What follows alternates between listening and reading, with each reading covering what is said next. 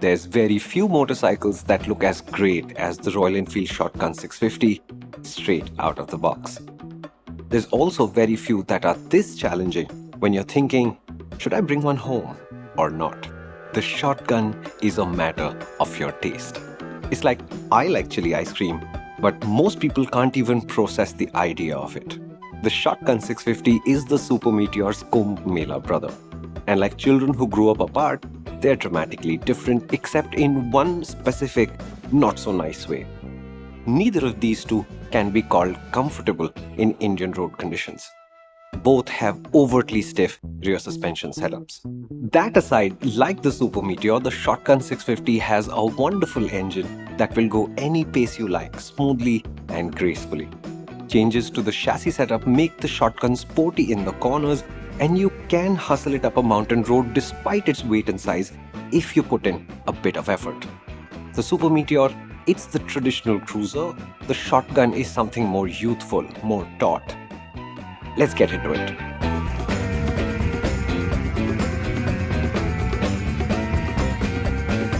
The performance will come as no surprise. The Shotgun has the exact same engine and gearbox as the Super Meteor 650 in the Super Meteor's frame. So, in traffic, low revs, high gears, it'll feel easy and natural. And on a deserted road, if you'd like to sit at 100, 110 or higher, it'll do both smoothly and easily. And it'll do anything in the middle that you like. The engine, it sounds terrific. The gearbox is decent. Clutch effort is acceptable.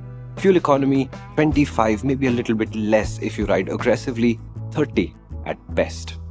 The Royal Enfield 650 Twins are motorcycles that we love riding, and in that sense, the Shotgun is yet another great option.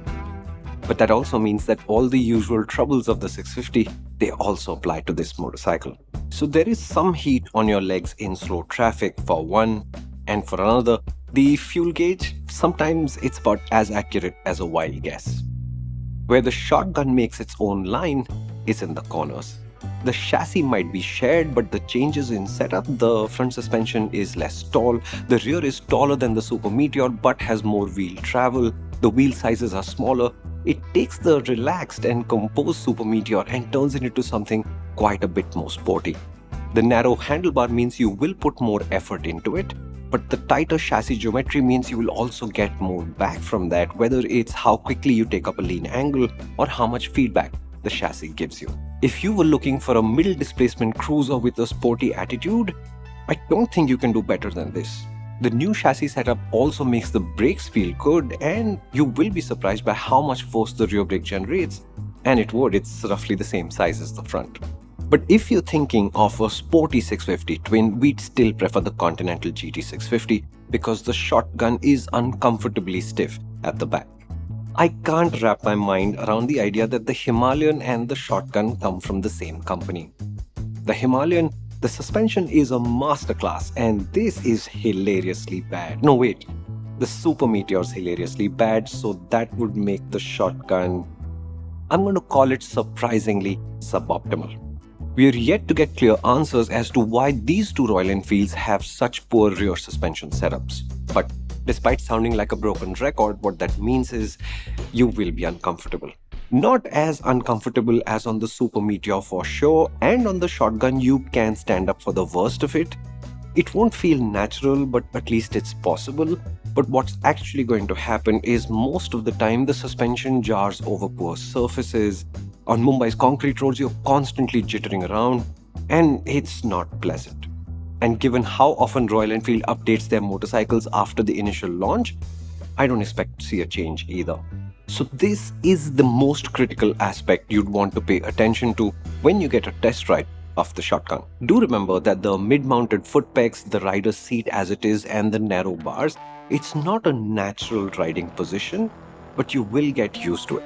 And there will be some amount of wind blast at highway speeds. But there is an attitude to it. You'll feel it, and most of you will love it, but it's really hard to put it in words. It's odd to think of metal things as features in 2024, but one of the coolest things about the Shotgun is it's a two-seater that converts into this really cool solo motorcycle. So the rack, it's standard and it must be said kind of scruffy looking, but to that you can quickly and easily lock the pillion seat on with the bike's key. However, the media units Royal Enfield sending out, they don't have the rack or the pillion seat, so the actual comfort levels for the pillion are a complete unknown. And we do know that the 650 twins, the exhaust sweep upwards towards the back, which raises the pillion foot pegs, and it does compromise their comfort. Now, Royal Enfield marketing does pretend that you can just add the rack back, put luggage on it, go for a tour, and then come back and just take the rack off and get your good-looking motorcycle back. But first, it's not quite that simple, and second, two of those mounting points are the rear suspension top mounts, and I don't know that I'd be happy to be messing with that kind of a structural bolt on that kind of frequency. In single seat mode, you should know that your only convenient bike mount luggage solution is a tank bag, and the alternative to that, it's your backpack. All of that is done for the design because the story of the shotgun is about how it looks, and it looks good. Really, really good. Topping the Royal Enfield 650 lineup today with design, it's not easy to do, and the shotgun just nails it. And let's be clear, it's not the stickering, which can be underwhelming and sometimes even feels half-hearted. It's the body, it's the proportions, it's the lines and how it comes together. I mean, look at that tank. It's a great shape, and when you look closer, you'll subtly notice the creases are sharper, the planes are flatter, and it's an old shape, but it feels modern.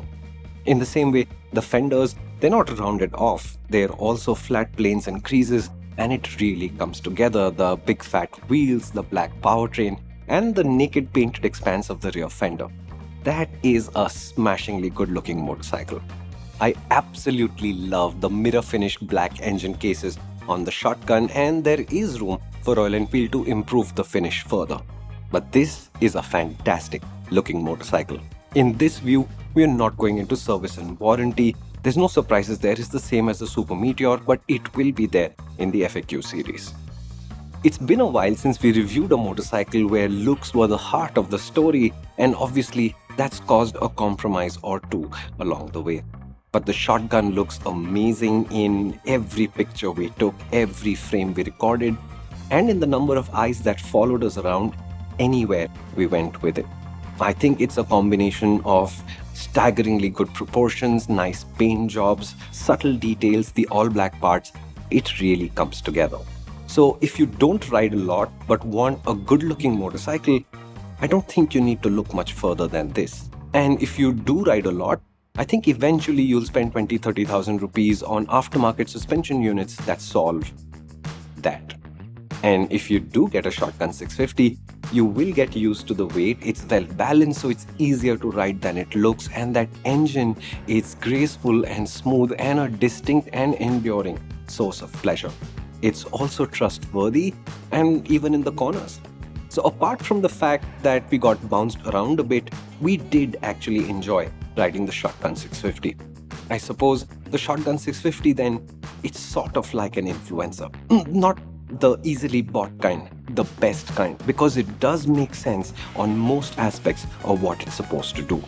The reason why the shotgun can't be more than an influencer, it also makes you uncomfortable. But on the shotgun, you can stand up and survive the worst of it, but you can't stand up for an influencer.